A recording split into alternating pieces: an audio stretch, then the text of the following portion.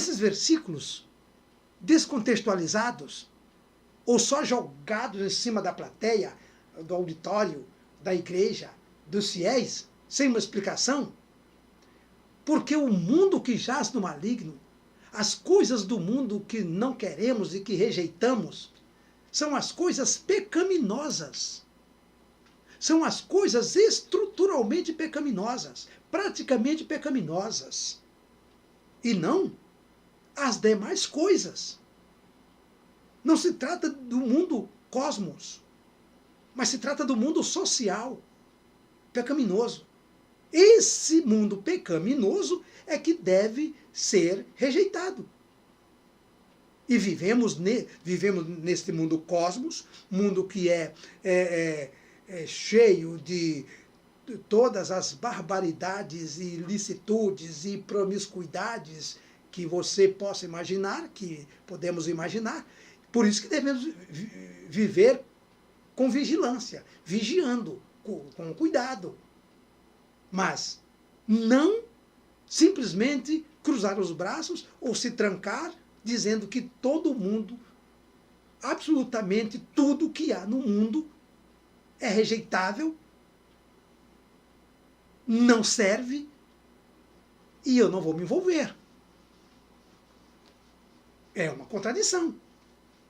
Mas quando isso acontece, o cristão, ele vai olhando cada vez mais para o seu umbigo, para o chão, para baixo, não levanta a cabeça, não escuta a realidade com os ouvidos abertos, não olha para o mundo com os olhos abertos, não entende o mundo com a mente aberta, e ele se torna resignado no sentido de eu estou paralisado, estou anestesiado, mas eu estou na palavra.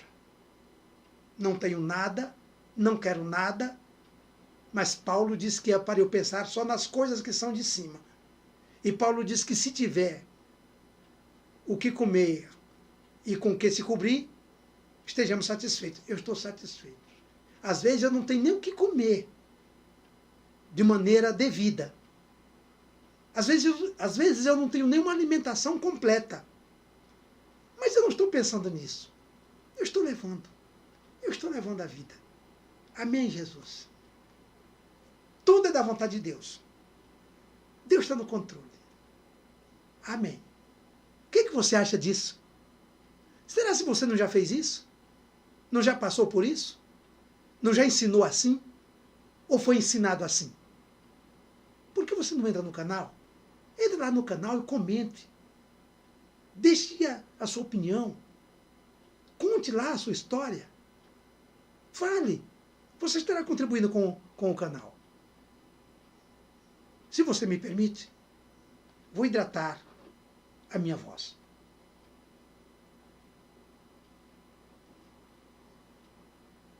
Continuando, só gostaria de fazer um pedido.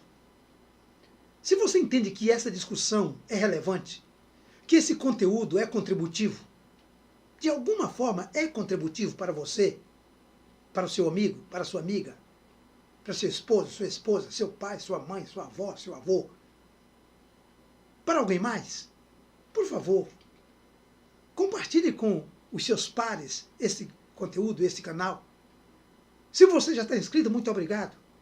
Se não ativou o sininho, faça-o. E deixe o seu like, o seu positivo. Você estará ajudando muito este canal para que ele seja ouvido por milhares e milhares de pessoas. E se não está inscrito, por gentileza, inscreva-se. Inscreva-se no canal. Ajude a levar este propósito e esta visão a milhares de pessoas. Agora eu quero trazer aqui alguns exemplos de cristãos ricos. Porque de repente você pode estar pensando que o certo é ser carente de tudo. Ah, eu quero ser pequeno. Aliás, eu maltrato a minha carne. Nem alimentação eu tenho direito. Nem me alimentar direito eu me alimento e não tenho condições de me alimentar, mas estou feliz da vida. Porque cada vez mais eu me sinto santo. Porque quanto mais fraco eu estiver, mais forte eu serei. Aí começa aquele jogo de palavras, e até usando a Bíblia, mas de maneira indevida, de maneira descontextualizada. Já falamos aqui em outro momento, e temos vídeos aí falando sobre isso, você pode verificar, porque os vídeos ficam gravados, você pode ouvir, pode maratonar, pode compartilhar com seus amigos. Já falamos aí dos nomes da Bíblia, nomes e mais nomes de pessoas que eram ungidas, servas de Deus, humildes, na antiga aliança e na nova aliança. Pessoas que eram ricas. E quando eu falo ricas, não eram as pessoas mais ricas do mundo, mas pessoas bem postadas, pessoas bem aquinhoadas, cujos recursos adquiriram trabalhando com honestidade, com fidelidade a Deus, com planejamento, com perseverança, com moral, com ética, e assim sucessivamente. Mas eu quero trazer nomes agora, nomes que nem sempre nós atentamos para eles. E eu quero começar aqui com um nome que não é tão conhecido. Todos cristãos evangélicos. Mas existem cristãos também, não protestantes, não evangélicos, mas que também tinham uma visão aberta e cresceram, e muitos e muitos. Mas eu estou aqui pedindo permissão para tratar de cristãos evangélicos, porque eu estou afunilando para mostrar que pode ser um homem de Deus, uma mulher de Deus, uma serva de Deus, um servo de Deus, uma cristã, um cristão crescendo em todos os aspectos da vida. Por que não? Cornelius Vanderbilt, ou Vanderbilt, um cristão de mão cheia, e cresceu, e um dos mais ricos na área das ferrovias americanas e também de transportes de navegação. No século XIX, sendo um dos mais ricos. Cristão. Cristão. Uma outra família, você já deve ter ouvido falar, a família Rothschild.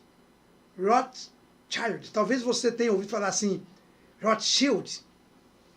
O nome é portuguesado. Rothschild. Que é uma família de banqueiros de origem judaica, e a família convertida ao protestantismo, principalmente em Alemanha e Inglaterra, e nesse período moderno, família de banqueiros. Um outro nome, Andrew Carnegie, nascido na Escócia, também protestante, grande filantropo, e o nome é filantropo mesmo, porque às vezes é filântropo, não é? Filantropo mesmo. E muito rico, muito rico. E ele entendia que a sua riqueza vinha de sua fidelidade com Deus, da sua ética no trabalho. Olha o grande exemplo. Mas tem um outro nome muito conhecido. Henry Ford, o fundador, grande empresário, inventor americano, fundador da Ford Company, Ford Motor Company, Ford Motor, Eu, inclusive, tive o privilégio de trabalhar 4 anos nessa empresa. Não na época dele, é claro. Ele faleceu aí na década de 40, século XX. 44, 49, por aí, 47. E precisa falar alguma coisa? Também protestante. Também cristão. Com contribuições grandiosas. E quem não ouviu falar em John D. Rockefeller? Outro cristão que se tornou muito rico no setor de petróleo, muitos negócios na área. E, para terminar, um outro também muito conhecido. Se não conhecido, porque talvez você não conhecesse a história dele, mas pelos seus produtos. Quem não usa um produto chamado Colgate? Produto higiênico. Quem não usa um produto chamado Palmolive? Pois esses produtos são um dos produtos da grande empresa multinacional de William Colgate. Em português, Colgate, mas em inglês, Colgate. E em 1806, ele fundara uma pequena empresa em Nova York. Segundo os dados, na rua Dutch Street é rua, ou Rua Holandesa, em Manhattan, Nova York. Porque aquela área era tida como a Nova Amsterdã. E dali ele cria a William Colgate Palmolive, que é Colgate Palmolive. Quem não conhece esse produto? E William Colgate era tão dedicado à obra de Deus, com grandes ofertas, com grandes contribuições, dizimista fiel e muito além do dízimo. E quanto mais crescia, mais ele investia. E todos esses nomes que aqui me referi, os dados sobre eles dizem que eram cristãos alta e profundamente generosos, ajudando instituições de caridade, ajudando quem precisava, de maneira direta e de maneira indireta. Só para você ter uma ideia, esses grandes nomes, com suas grandes fortunas, criaram fundações de ajuda no aspecto social, altamente relevantes e contributivas para o crescimento das pessoas em todos os níveis e em todos os aspectos. Colgate, por exemplo, William Colgate, ele tem inclusive nos Estados Unidos uma universidade, a Colgate University, que recebeu este nome em homenagem à família.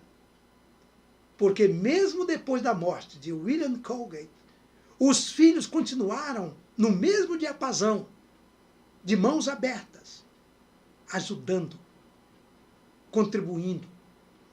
E como eles eram muito dados à educação e ajudavam muito a educação, criaram a primeira sociedade educacional batista do estado de Nova York, porque ele pertencia à Igreja Batista. E depois, em 1890, essa sociedade foi renomeada para a Universidade Colgate, ou Colgate University, em homenagem as grandes contribuições da família Colgate. Deu para entender? Claro que eu falei aqui nesses nomes, são os nomes top, vamos dizer assim, da história. Mas existem muitos e muitos e muitos outros. Dezenas, centenas, milhares de cristãos e de cristãs abençoados e abençoadas e muito bem postados na vida, ajudando, sendo ajudados e crescendo para a glória de Deus. Deu para entender? Por que que a gente só pega o exemplo dos menores e quer ser menor do que o menor?